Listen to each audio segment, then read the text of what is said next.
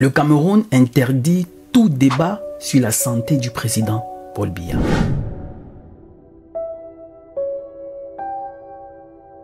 Qu'est-ce qui ne va pas au palais d'Etoudi? L'état du président âgé de 91 ans, donc 41 ans au pouvoir, fait l'objet de rumeurs alarmantes sur les réseaux sociaux. Le pouvoir veut y mettre un terme, affirmant que ces débats révèlent de la sûreté nationale. Des millions de Camerounais et d'Africains frères au Cameroun se posent cette question parce que depuis un moment, le président Paul Biya, le patriarche, le sage, n'a pas été aperçu en public.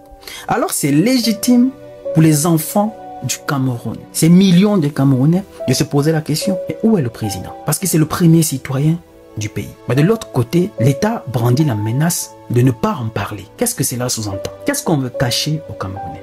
Qu'est-ce qu'on ne veut pas qu'ils sachent? Parce que c'est comme un papa à la maison, dont ça fait un moment tu ne le vois pas. C'est ton père. Ça fait un moment tu ne le vois pas. Et tu n'as pas le droit de te poser les questions. Mais où est papa? Qu'est-ce qui lui est arrivé? Et pourquoi je ne le vois pas? Ça fait quand même bizarre, non? Et ceci est similaire à ce qui s'est passé au Gabon en 2009, avec la mort de son excellence El Hadj Omar Bongo Ondimba, père à son âme, décédé à Barcelone, en Espagne. À 11 h, France 24 diffuse l'information selon laquelle il est décédé. Et le Premier ministre, 30 minutes passe à la télévision et dit non, le président est vivant, j'ai échangé avec lui. 1 heure plus tard, il revient encore confirmer qu'effectivement, le président est décédé. On a revu la même chose avec le fils, Ali Bongo Ondimba, à Riyad, en Arabie Saoudite, frappé d'un AVC. On ne voulait pas informer les Gabonais. On dit tout simplement, il est atteint d'une fatigue sévère. Mais ça fait déjà longtemps qu'on ne le voit pas. On n'a pas de nouvelles du président. L'entourage cache l'information. On nous parle de fatigue sévère. Jusqu'à arrive un moment où on ne pouvait plus dissimuler parce qu'il fallait qu'il passe à la télévision pour le discours à la nation. C'est là où on nous dit qu'il a été atteint d'un AVC. Parce que cela lui a laissé des séquelles physiques. Un côté a été quasiment paralysé. Et là, on ne pouvait plus dissimuler. Ce sont des exemples pour nous dire à partir du moment où on cache déjà un peu trop l'information concernant la santé du président de la République, c'est qu'il y a quelque chose qui ne va pas. Mais pourquoi cacher au peuple? Il reste le premier citoyen du pays. Il reste le père de la nation. Qu'il aille mal ou pas, c'est logique, c'est normal. Surtout dans le cas du président Paul Biya, âgé de 91 ans, à cet âge, c'est normal d'être malade. À cet âge, c'est normal de tomber malade. Parce qu'on a un âge avancé. On est plus ou moins sensible à des maladies de vieillesse. On a nos grands-pères, nos grands-mères qui, 80, même 70 ans et tout, ont déjà certaines maladies de vieillesse. Ce qui est tout à fait normal. Il n'est pas immortel. Il n'est pas une machine. Il n'est pas un robot.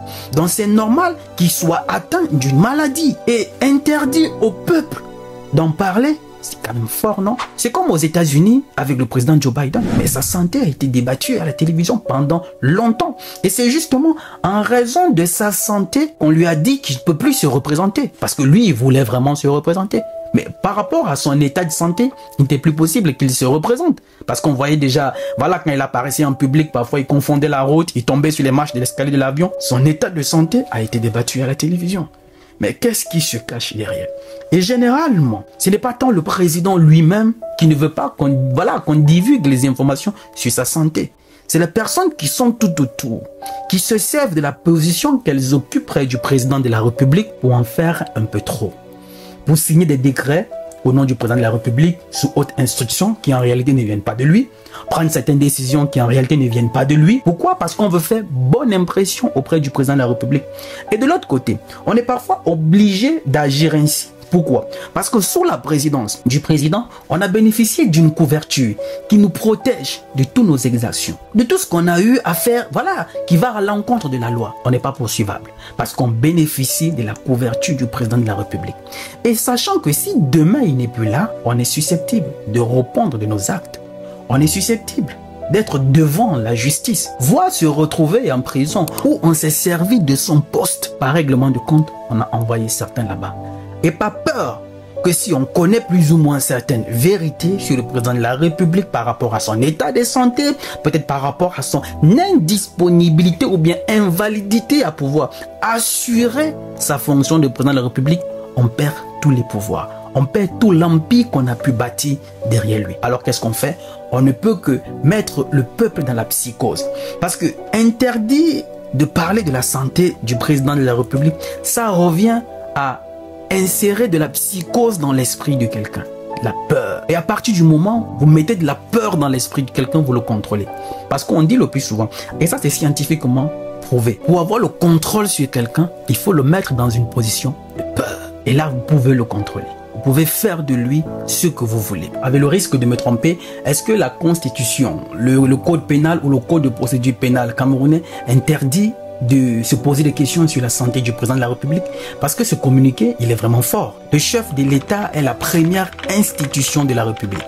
Et les débats sur sa santé relèvent du domaine de la sécurité nationale, stipule la note signée par Paul Atangandi, le ministre de l'administration territoriale. Tout débat dans les médias sur l'état du président de la République est par conséquent formellement interdit et les contrevenants devront faire face à la rigueur de la loi.